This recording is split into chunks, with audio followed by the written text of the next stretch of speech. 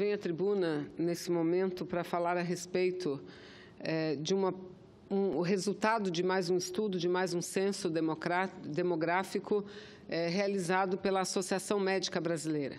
A Associação Médica Brasileira que periodicamente faz um levantamento do número de médicos e especialistas em atuação no Brasil.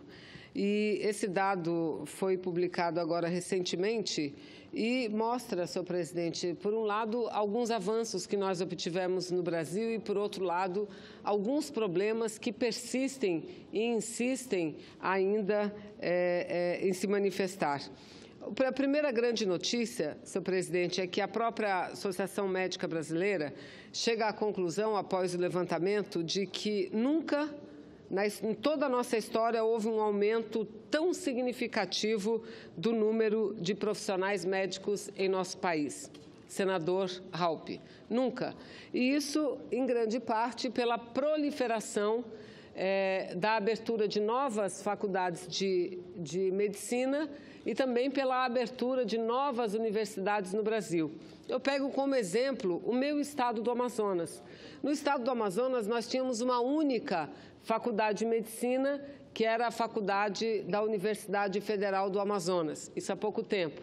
Depois, criou-se o curso de medicina na Universidade Estadual. Hoje nós temos pelo menos 3 faculdades particulares que oferecem cursos de medicina, além de que a Universidade Federal abriu um curso de medicina no interior do estado, no município de Coari.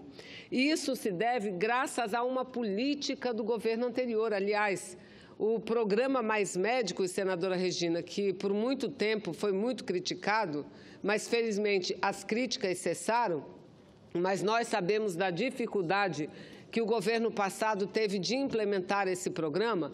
O programa Mais Médicos não se reduzia a trazer médicos de fora para suprir uma carência, uma falta de profissionais atuando nas regiões periféricas e no interior do Brasil.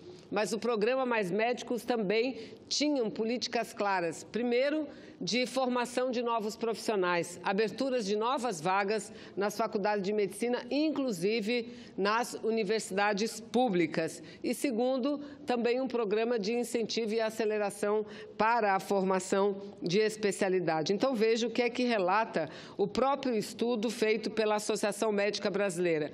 Nunca houve um crescimento tão grande da população médica do Brasil num período de tão curto tempo. Em pouco menos de 5 décadas, o total de médicos aumentou 665%, ou seja, 7,7 vezes. Por sua vez, a população aumentou 119%. Mas chega também à conclusão o estudo, senhor presidente, de que, infelizmente, apesar desse crescimento, ainda há uma concentração significativa dos profissionais médicos do Brasil nos grandes centros do nosso país. Uma concentração significativa. Eu pego aqui o exemplo do meu estado do Amazonas. Primeiro, o estado do Amazonas ainda persiste em estar numa posição muito ruim em relação ao número de médicos. Nós temos a 5ª pior taxa de médicos por habitante da federação, 1,19.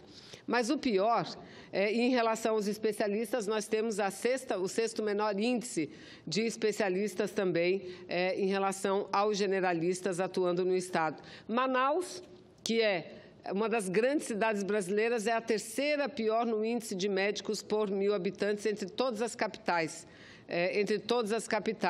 Só ganha de Rio Branco e de Macapá. O Amazonas é o que tem o menor índice de médicos por 1.000 habitantes no interior de todo o país. Vejam, eu destaco esse dado. O Amazonas é o estado que tem o menor índice de médicos por 1.000 habitantes no interior de todo o país. Somos o pior.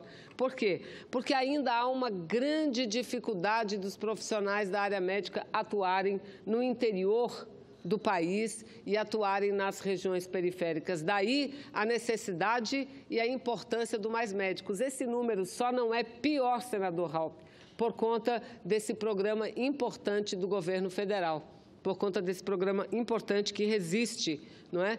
Tanto que por estado, o estado que tem a menor proporção do número de médicos em relação ao número de habitantes, a 1.000 habitantes, é o estado do Maranhão, com 0,87. Depois vem o Pará, o Amapá, o Acre e aí o meu estado do Amazonas, ou seja, todos os estados da região norte. Maranhão é da região nordeste, mas é um estado que faz parte também da Amazônia brasileira, ou seja, os 5 piores estados em termos de proporção de número de médicos em relação ao número de habitantes são exatamente os estados da região norte, o que mostra seguramente, senadora Regina, o quanto ainda a região norte precisa de investimentos fortes, pesados na área da saúde e investimentos que começam pelos recursos humanos, mas passam também pelas questões materiais, pelas questões de infraestrutura.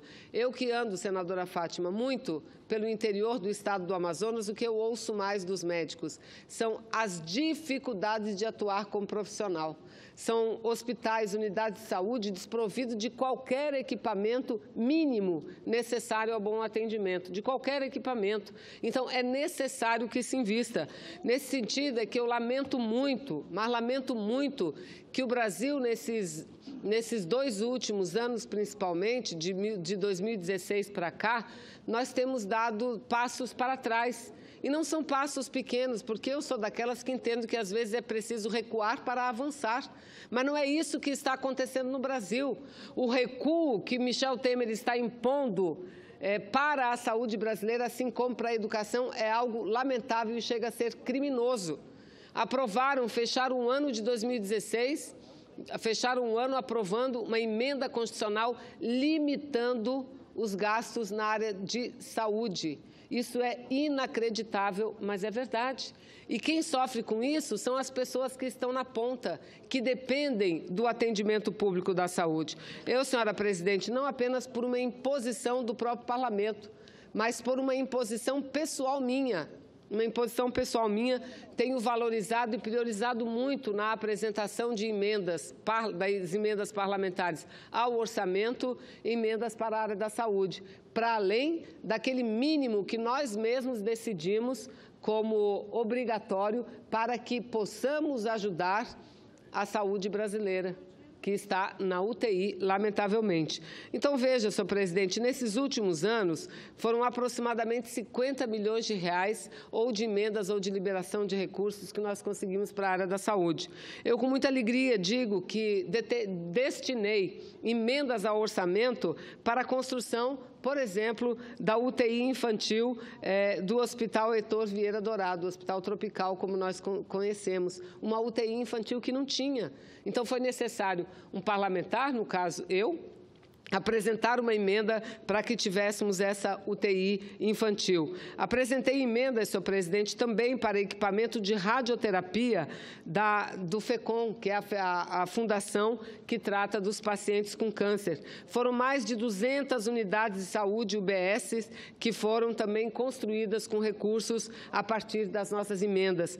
Carretas da saúde da mulher. É uma coisa simples, mas que faz a diferença para a mulher, ou seja, a carreta vai aonde está a mulher para fazer a medicina preventiva, porque a medicina preventiva ela passou a ser valorizada a partir do programa Mais Médicos. E a medicina preventiva é fundamental para que tenhamos resultados positivos na área da saúde. A Fiocruz é outra instituição na área da saúde que eu tenho dirigido recursos também de emenda parlamentares. E até mesmo o Hospital Militar, com muito orgulho, digo que tenho contribuído para o bom funcionamento do Hospital Militar da cidade de Manaus. E aí, senhor presidente, é preciso que todos nós façamos aqui algumas reflexões. Já tramita na casa algumas emendas constitucionais tentando reverter aquilo que foi aprovado no ano de 2016, o teto. Nós vivemos um problema grave, um problema agudo na área da segurança, mas um problema grave também há muito tempo na área da saúde. São áreas que não podem estar sujeitas a essa limitação abrupta, essa limitação brusca dos investimentos, porque a população brasileira não é só um problema que o orçamento cresce junto com a inflação, não. O orçamento tem que crescer para além da inflação, porque a população brasileira não é estática, ela cresce também.